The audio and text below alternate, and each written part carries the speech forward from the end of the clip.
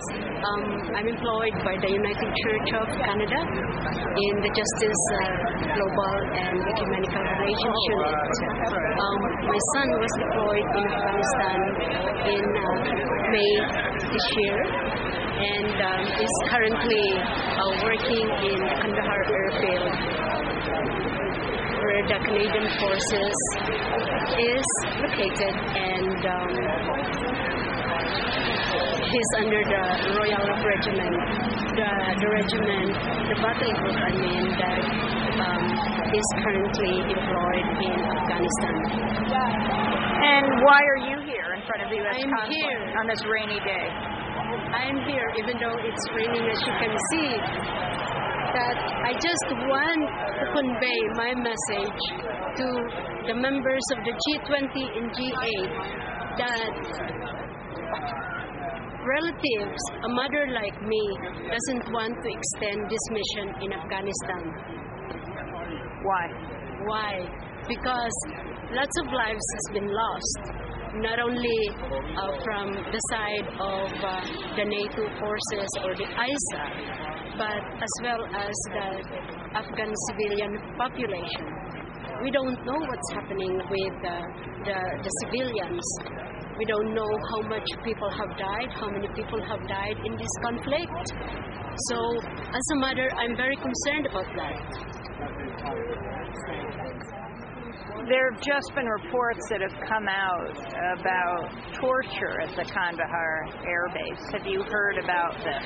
I've heard about that, and I've read about that, and I think it's this government, the Harper government, should come clean with this issue. There should be an impartial investigation as far as torture is concerned in the Kandahar airfield. Josie Forcadilla is the mother of a Canadian soldier currently serving in Kandahar. 150 Canadian soldiers have died in Afghanistan. 4 civilians have died. 2 since I actually spoke to her. Naomi Klein, talk about war in the context of the G20 summit and Canada's decision to pull out troops, their 4,500 troops in a year. Mm-hmm. Well, we'll see whether that happens. But I do think that the anger that we saw displayed on the streets of Toronto this weekend did surprise a lot of people. You know, people think of Canada as a very polite country, and there was a lot of anger and a lot of very angry young people. And this has to do with a real transformation that's taken place in our country. And I say that without romanticizing the pre-Harper Canada, because it had many, many flaws, and Canada's a colonial country with a very violent history.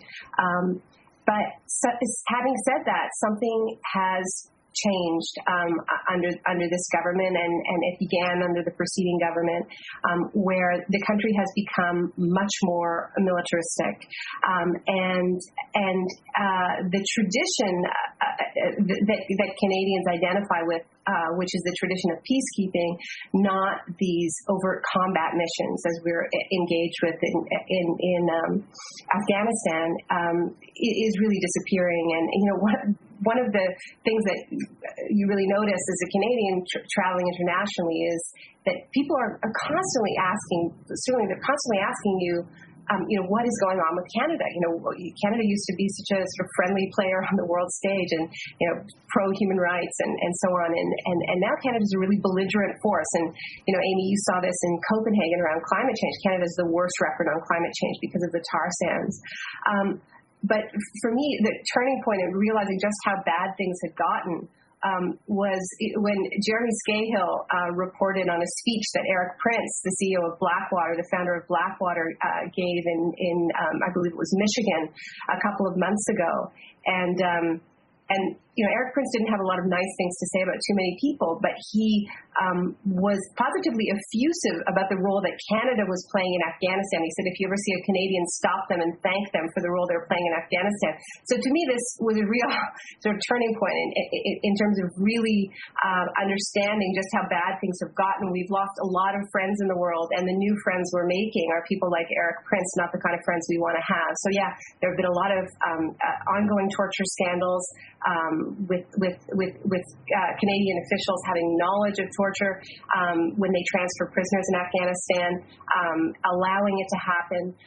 So there's a real identity crisis going on in this country, where a lot of our cherished beliefs about who we are in the world are just being challenged by the facts.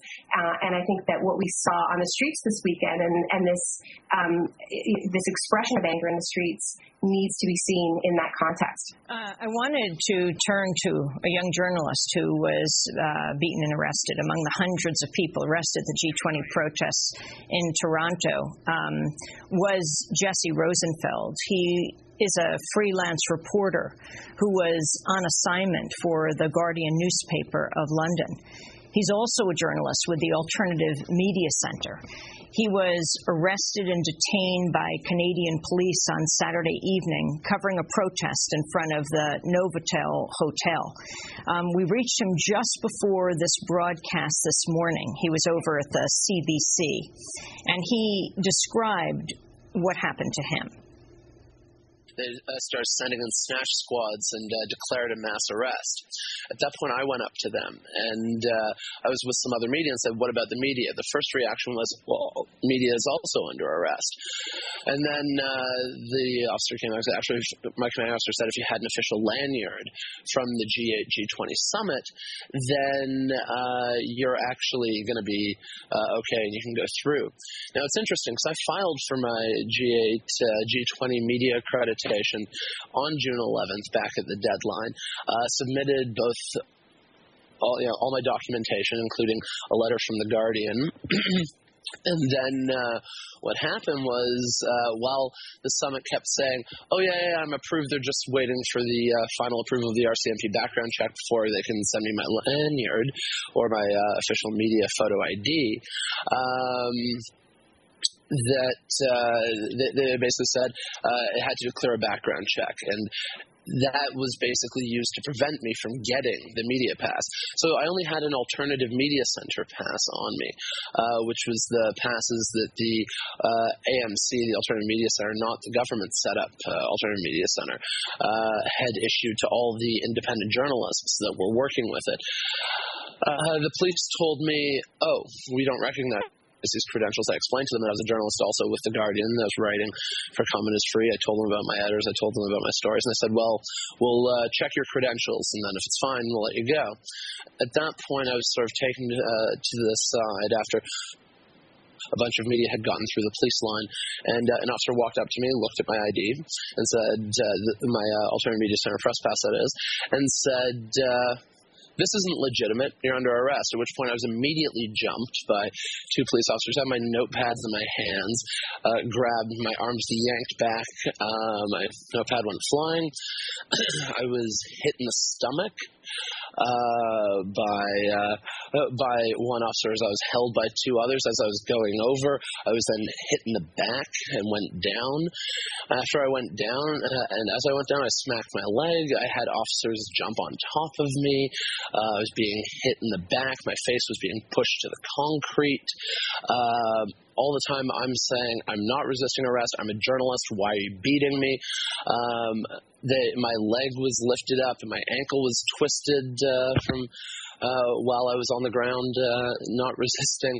And at that point, after I started saying these things, the police then started saying, stop resisting arrest, as if to try and provide cover for themselves.